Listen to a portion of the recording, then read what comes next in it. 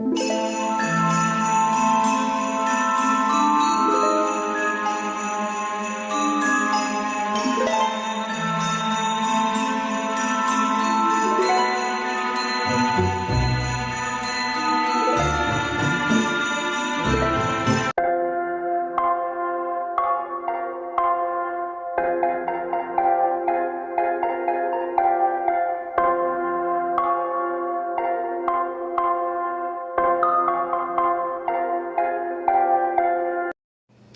everybody, I hope you're doing well. Welcome to my channel. If you're new here, my name is Sabrina. This is a channel on metaphysics, all things of esoteric spiritual nature. I am a medium and a shamanic witch. This means I am a psychic healer. I can pick up on other people's thoughts. I'm telepathic and all my clairs are opened. By watching this channel, you acknowledge you are over 18 and you will take responsibility for your own thoughts and actions. I am sharing my journey, my experiences, and what I am learning. And anything that resonates with you, fine. Anything that comes in the matter of finance, law, or mental health, please be sure you are seeking out a qualified, educated professional. I am a shamanic counselor. That being said, I've just come across a couple of channels. I watch a lot of channels on narcissism. My shamanic initiation was triggered by narcissism. Being raised by a narcissist mother and then marrying a narcissist man, I eventually fell into a black hole because I had been giving myself away as an empath. Not yet an awakened empath. I brought myself out of the black hole and began to form or trust my own thoughts and feelings and be more authentically myself and step on a nature-based, goddess-based path. This helped me strengthen my psychic abilities. Now, there were times when I could read my husband's mind, although it wasn't that often. It happened in the beginning, just before we married, and then after we married. And then, as I began being led to read tarot and was learning how to read tarot, I started having some dreams of what my husband was actually thinking and feeling. As an empath, this is something that you can develop. You should develop it. You should be working to learn how to increase your psychic abilities and remember your dreams. Your dreams are your spiritual world, your spiritual self. And it is in the world of dreams that the narcissists will perform their psychic attacks. They are telepathic, but only to the extent that they will implant suggestions into your mind. They know how to paint pictures and affect creating hypnosis, just like I did with hypnotherapy. I've also taught self-hypnosis to adults in my community for 3 seasons. By learning about psychism in your mind, your spiritual self, and your dreams, learning to recognize and remember your dreams and even program yourself for a certain type of dream, you can wake up and recognize when something has been implanted into you and it doesn't really make sense. Hopefully you get to a level of maturity where you realize, I'm not so sure I should really go up and talk to that person. I'm not so sure that I should really avail myself and offer help. But if this is what you've been doing as an empath, you probably will. I have my own lessons to learn over and over again about helping people asking for help who turned out to be narcissists.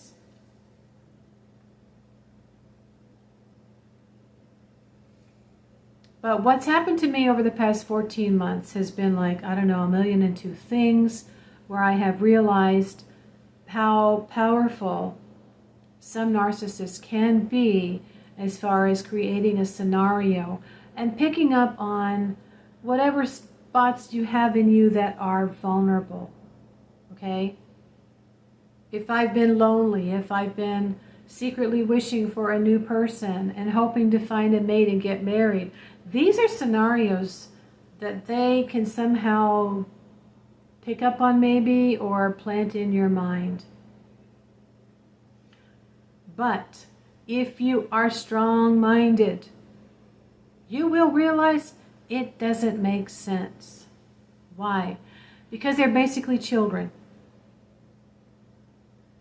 A child doesn't understand the process of courting someone and get to know them, their likes, their dislikes, so forth and so on. They don't care.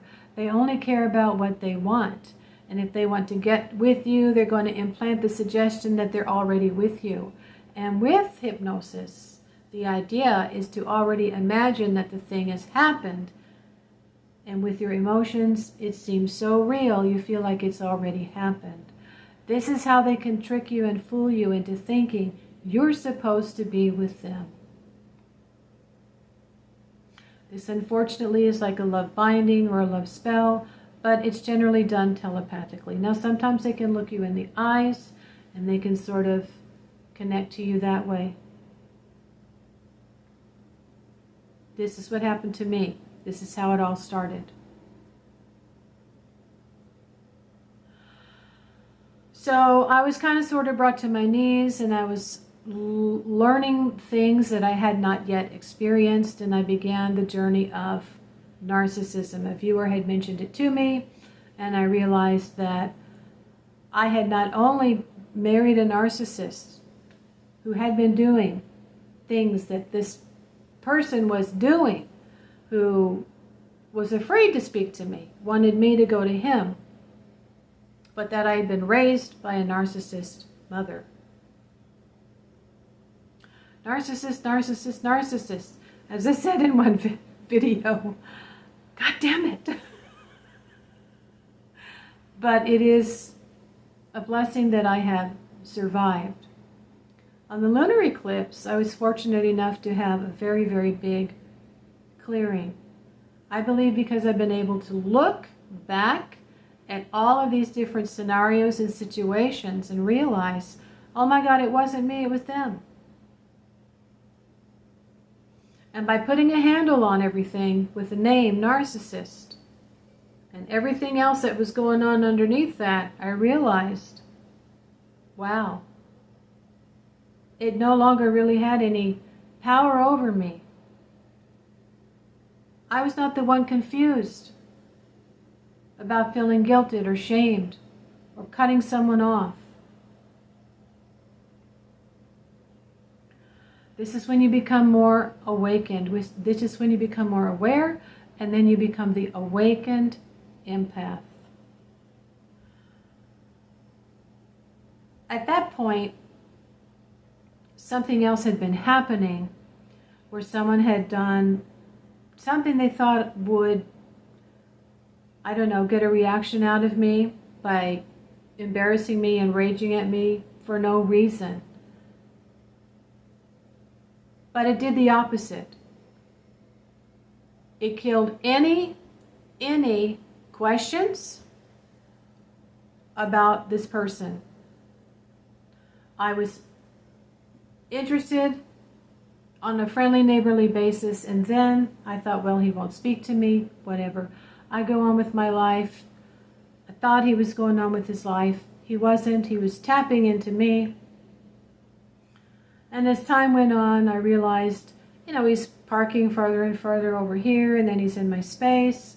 And then I leave a note on his window just to gently remind him, this is my space. Thank you. But I didn't know, that gave him a meltdown. So then he had a rage, and I decided, oh, what a nightmare. This person is a total nightmare.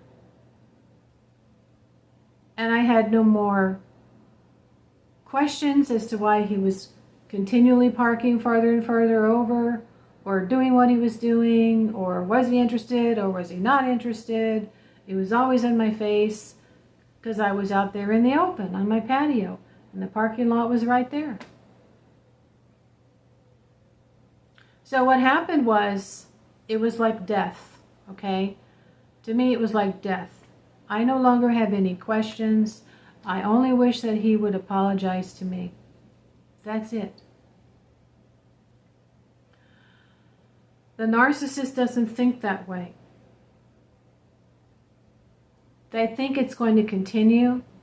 This is how they communicate. They fight, they rage, whatever else they do. It's all high drama, dopamine hits, and all that stuff. But, you know, this person had already been sort of trying to interrupt my peace on my patio, flashing their headlights in my face, blasting their car radio. And I thought, what are you, 2? And I would signal every time, 2, 3 times, stop it, turn it down, stop it, turn it off, turn it down, to no avail. Narcissists are children. I saw the childishness in my husband, and I saw the child in my mother many times. Over 45 years of me really seeing how my mother behaved. The narcissist, okay? And then another 5 years after she passed, still dealing with the ex, who is a narcissist. Basically my whole life. Now, I had come to a point where I put up boundaries and no longer listened to or trusted my ex. Our life had been falling apart, brick by brick. I was becoming the aware empath. But it wasn't until I encountered this person 14 months ago that I really, really became the awakened empath. And it was through these dreams where suggestions were being implanted in my mind that I began to see this person was psychically trying to manipulate me. But because I have been fortunate enough to be a dreamer and a psychic, and I have worked on that for the past 20 years, I recognized it. It didn't make any sense. I wasn't going to take someone who wanted to just insert themselves into my life, lay on my bed and give me 25% of the rent and nothing more.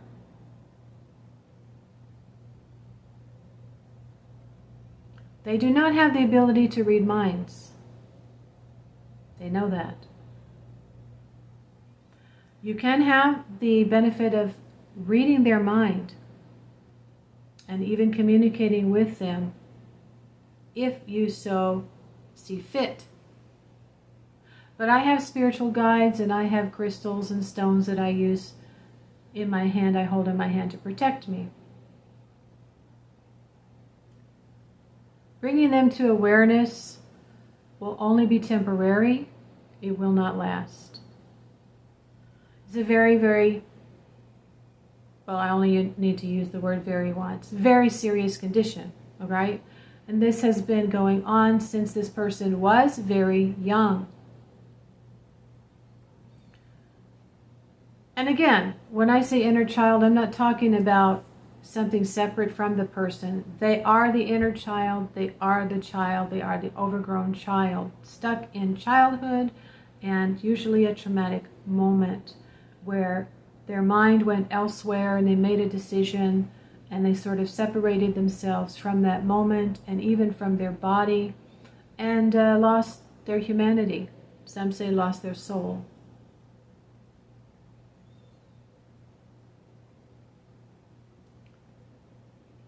They generally, well, not generally, but in the case of my mother, became an alcoholic because of that. that trauma that happened to her as a child, which I've talked about. I do know what happened to my ex-husband when he was younger, but I don't know why it seemed to be so bad, except that he was separated from his mother for quite a long time.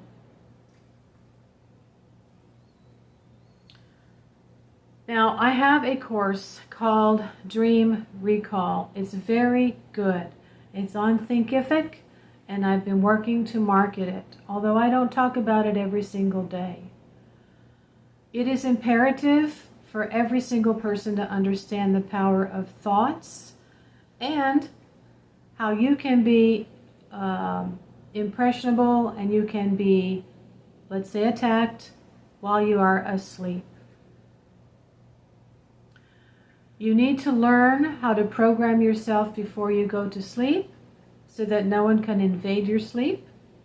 You need to learn how to remember your dreams so that you can analyze them and ask yourself, does this make sense? Is this something I'm really willing to accept? Or am I just feeling drunk on love because they're love bombing me in sleep?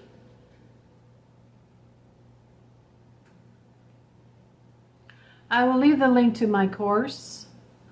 I'm going to be working this summer on how to market this course more than just on YouTube and making tweets on Twitter, which is now X, and on Instagram.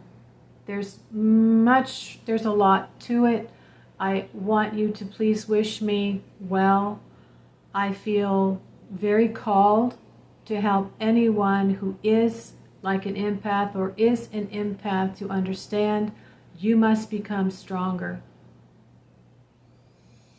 I read comments on videos, and one of them I just read recently was a woman who said, you know, I tolerate my narcissist sibling and I just keep practicing unconditional love.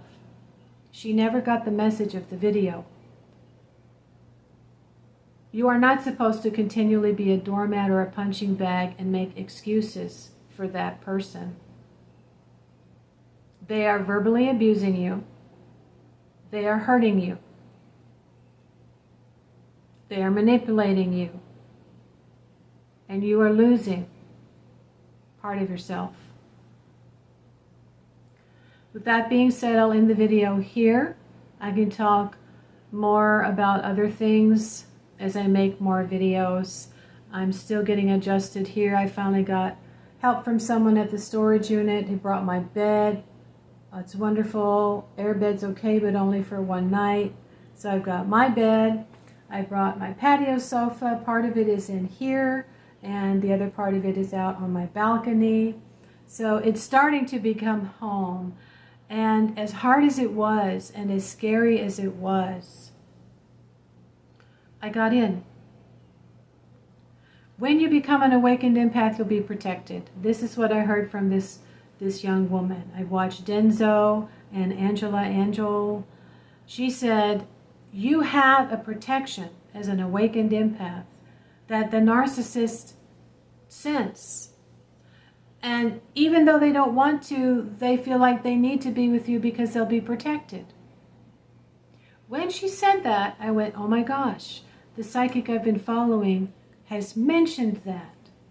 Because of my divine lineage, if he can get with me, he will be protected from all of his bad karma. But now that I've moved away, that's just not a possibility.